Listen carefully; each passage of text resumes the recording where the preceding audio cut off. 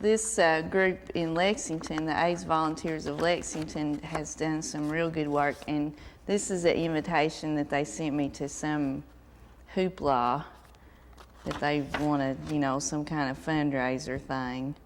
But it's coming along. Lexington's still real conservative, and those folks have a lot of trouble with their politicians down there. In fact, I think y'all may have heard that the dean down there at the medical school won't even let the young students who go out to talk about AIDS mention the word condom, you know, which is pretty bad. But you know, Lexington is still a pretty conservative town. This is a guy at the...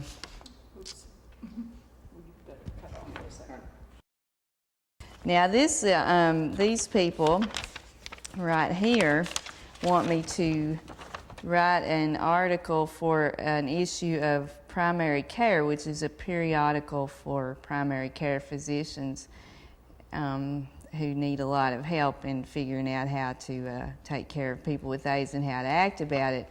At the last AIDS Commission hearing, it was about personnel and doctors and nurses and how we could recruit more of them. And it finally came down to the fact that there's been a study out of California that says that like 30% of the doctors graduating from, young doctors graduating from medical schools are intentionally seeking out practices in which they will not have to see people with AIDS.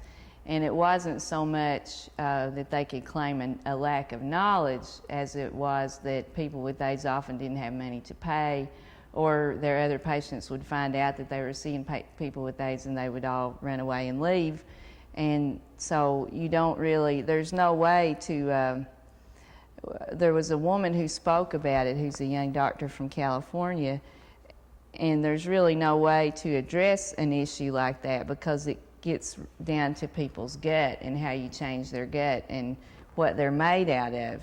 And there's a way that you can teach somebody the proper protocol to keep from becoming infected, and there's a way to teach a child to put the toothpaste cap back on, you know, when it leaves it off. There's even a way, I have not found this way yet, but I'm sure there's a way that you can teach men not to pee on the commode lid, you know. But as far as teaching people how to have heart, you don't teach that.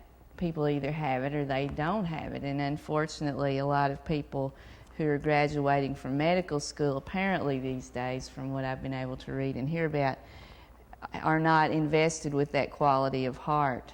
And so you can give them all kinds of continuing educations and trainings, but if their heart's not right on the issue, then they won't do it. And a lot of people ask me about Hartford and the kind of town it is, and it's the kind of town where the sign outside says home of 2,000 happy people and a few sore heads. And people say, well, gosh, you know, how is it that those people there accepted you? And I say it's just because they have heart. They're good people, and they're more willing to accept, in a way, differentness than people in other parts of the country, and certainly than professional people, you know.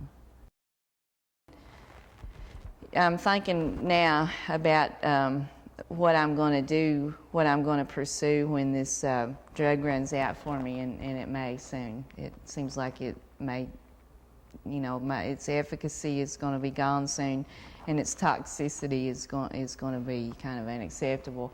And so I'm thinking about what I'll do. And I pretty much decided that I'm not going to run myself all over the country trying to find, you know, the cure for AIDS, or trying to find the doctor who's finally going to take care of me. Because at some point, you really do look at what you're doing with your time and the quality of your life. And if you're spending all your time at least running your brain or your body or something somewhere else to you know, just to the next hope, the next development. I don't want to do that anymore. I don't want to do that. I figure I've pretty much exhausted the current medical possibilities for myself. And so I'm just going to see what happens. And it kind of feels, in a way, like jumping off of a cliff. You know, you always want to do it when you're a kid. You want to, I don't know, there's something in you that when you're standing on the edge of high rock or something just makes you kind of want to jump, you know. But then you know what would happen at the bottom. But here I don't know really what's going to happen at the bottom, so I'm just going to go ahead and jump. Oh, this is something I got to work on, and I needed to do it a long time before. It's like the biographies of all the people that are on the commission. And about me, they say, like in the first paragraph, they say, a mother of 2 children who acquired AIDS through a blood transfusion.